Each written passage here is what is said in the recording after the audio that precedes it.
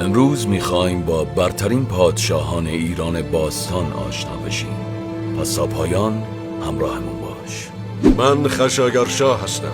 پس از یورش یونانی ها به ایران و آتش زدن شهرها به آتن لشکر کشیدم و بهشون نشون دادم تاوان یورش به ایران چیه. من انوشیروان دادگرم. بزرگترین دانشگاه جهان باستان گندی شاپور رو من ساختم. من هوخشتر پادشاه مادم. هنگامی که پادشاه شدم ایران خراجگزار سکاها بود. من همه سران سکاها رو به میهمانی فرا خوندم. پس از اون که مست شدن همشون رو کشتم.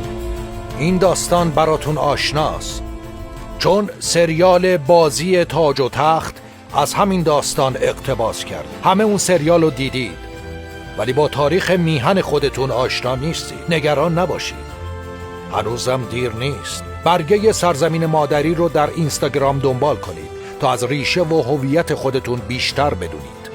من مهرداد بزرگ نهمین پادشاه اشکانیان هستم. من شاپور دوم هستم. زمانی که در شکم مادرم بودم تاجگذاری کردم. من ژولیان مرتد امپراتور روم رو در جنگ کشتم. من شاپور یکم هستم. من 3 امپراتور روم رو در جنگ شکست دادم و یکیشون رو اسیر کردم. من داریوش یکم نیرومندترین پادشاه تاریخ ایرانم. منم کوروش، شاه جهان، شاه بزرگ، شاه 4 گوشه زمین. میدونی چرا؟